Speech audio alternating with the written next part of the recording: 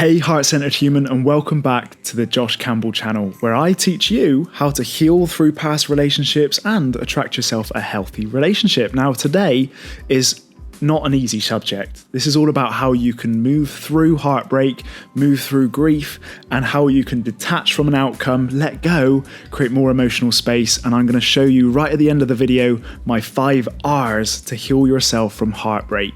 Now let's dive right into why we get attached in the first place and how we can detach right now. Now, in our society, it's not easy just to move on. Many of our friends will tell us there's plenty more fish in the sea and get us out to distract ourselves with a pint at our local pub. Now, it's not that easy. Reason being is because we are more complex mammals. We have a brain that tends to roll around life with an identity. We collect beliefs, we associate neutral items with meaning, and this is where things go a little bit wrong. Now, this makes you a beautiful being, because if you're heart-centered or empathic, you probably have a stronger urge to associate meaning with a person. Now let's explain why this happens. So let me introduce you to something called the sunk cost fallacy. This is when we've invested much of our time and energy into someone and our pride gets really hurt. We believe that what we've associated with lots of meaning goes wrong. We think we're then a failure. Our pride, our ego gets a lot of juice from a certain someone, and if that goes wrong, our life looks dull, flat, colourless, and we lose our sense of purpose. Now, this happens for a reason when we are deeply emotionally attached to someone. So the reason why heartbreak is so hard to overcome is that we deeply internalize what we become obsessed with. We are averse to becoming vulnerable because we feel it's an attack on our ego, our identity, and that we're in the wrong. We take it as a personal attack when this is not personal. This feels like there's something wrong with you, you're not enough, or you're just not able to find love once more. And it's super complicated because, just like Shakespeare says, nothing is good or bad, but thinking makes it so. So when we do beat ourselves up, we overthink, we obsess about a human being, then we're just attaching more meaning. That attachment just becomes stronger and then a bigger force to overcome. Now, this is where I say, bring your attention to the emotional process you're feeling. Sometimes we actually give what we've demonized or thrown under the rug for another day. If we bring attention to it, it's less a monster that we imagined beforehand. Funnily enough, we as human beings, just with the good and the bad, we make the extraordinary ordinary. Funny thing is, if I say, if you go to a beach in Bali, live here for a month, you start to become numb to the experience. When if a tourist comes to the beach, they're seeing it for the first time, get really excited and think it's a one-time experience. Just like love, this is exactly what we do. We believe it to be a huge monster in our perception, when in reality, when we've seen it for the first time, it's extraordinary mess that we need to deal with. But we get used to this work. We become more accustomed to it, and we become more equipped to go through the same old cycle of heartbreak, healing, and evolving to become a better version of ourselves. Detachment gets even harder when also we have external pressures from family, friends, and we want to show off to the world we are successful. Now, we are little egotistical beings that operate from a place of status, and getting people's approval and people's validation is probably one of the core needs as a young inner child.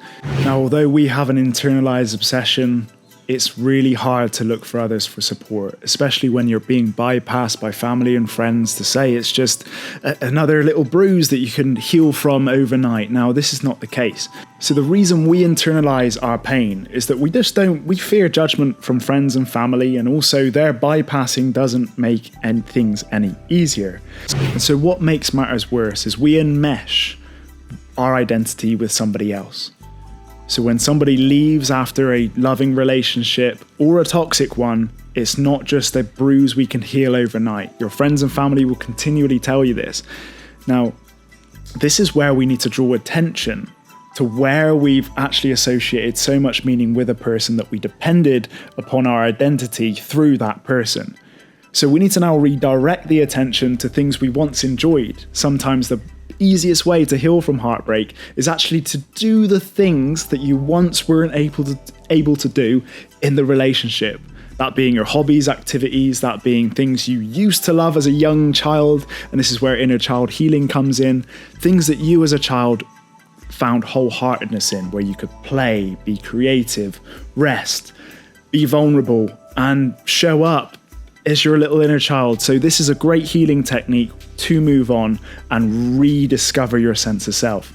Now, I want to move into the part 2 why attachment isn't all that bad.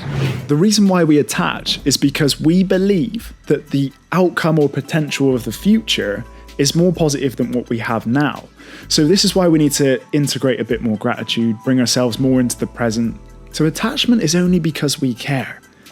We also require attachment to evolve. So we attach the things that we believe will give us a positive outcome or realize a better potential for the future. Now, this is helping us move forward. Now, only things get wrong and bad if we're in a toxic relationship or we're just completely misaligned. And so on both ends of the scale, if the past relationship you went through was either positive or negative, they can have their own effects. Ask yourself, did you truly evolve or did you devolve? There's 2 effects that happen in a relationship. Number 1, there's the Michelangelo effect. This is what we call confirmation behavioral bias. It's where your partner encouraged behaviors that are like your highest self, just like the angel on the shoulder. He or she encouraged you to be a better version of you, not for their own benefit, but for realistically how you can show up as a higher version of yourself. On the other hand, we've got the Pygmalion effect. Now, this is where your partner actually wants you to distort your sense of self for their own benefit. This is when the manipulation, seduction happens, and this is when you can actually start losing yourself in a relationship. Now, for the latter, for the Pygmalion effect, we can kind of detach a little bit easier, but if your past partner allowed you to become more of your best self, this is when it becomes painful because you relied upon them to confirm behaviors that you believe to be good about yourself. This is when that emotional breakup feels really difficult. So this is why we need to pave a path you create. And this is how we overcome and let go and attach to actually your true self. So attachment isn't all bad when we attach to our true selves. And the way we create a true self is actually going back to our values. What is our mission statement? How did our inner child show up? And where did our passion come? Where did that purpose come from? Which experiences did we go through that were so painful that created our truth that we live now? What can we learn from our past experiences that were so painful that created passion in the present? Now, this is where we can start paving a path. So you'll hear a lot on the internet about just being yourself. Well, if it was that easy, we'd all be doing it, and we'd all be finding a really healthy, aligned lifestyle. Now, the real issue here is that you're probably not allowing yourself to be seen. You're not allowing yourself to be validated, and you're not allowed to nurture yourself. You find that scary and the unknown, like we've explained, but also you fear judgment because you will be showing up in the world as a true version of yourself. And that's so unknown because you may have lost that version of yourself to the world around you. So if we fear sharing our vulnerability with others, we endanger ourselves with internalizing so much pain, so much guilt, so much shame that we create such a monster we never want to tackle. It leads to a lot of fake behaviors, lots of layers, lots of false identities. We outsource our power to others. And now this is not the best strategy to find more of who you are. Now this is where I wanted to finalize with my 5 R's to overcoming heartbreak so you can practically move forward. So number 1, recognize. This is where we need to bring more awareness into the process. Find what we're triggered by, where your central nervous system is activated, where you feel shortness of breath, sweaty palms, and just tingles up and down your body.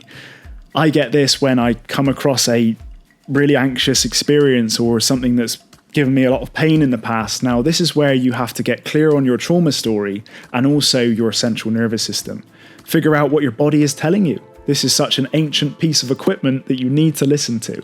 Now, don't alienate those feelings or triggers. Examine what you feel and try your best to sit with it to figure out where it came from. So number 2, we need to reassure ourselves. This is why I say, do your best to bring in activities, hobbies, things you once loved that you couldn't do within the relationship now, because you start to figure out you were doing just fine without the relationship. It helps you feel that you're safe, you're secure, and you were once a good person without depending upon another. Number 3, redirect your attention back to yourself. We need to serve ourselves because we'll end up saving others. We'll end up seeing others' pain as places we can find sense of self in. So when you've gone through a breakup, it makes all sense not to rebound and get into distractions like dating around and sleeping around and getting on your dating apps just to fulfill a false sense of self. But I want you to go back into yourself, be patient, spend time to redirect your associative meaning to things you genuinely enjoy and once enjoyed. This will then just redirect your attention from obsessing about the external world, any judgment, and starting to depend on other things for your own sense of self and happiness.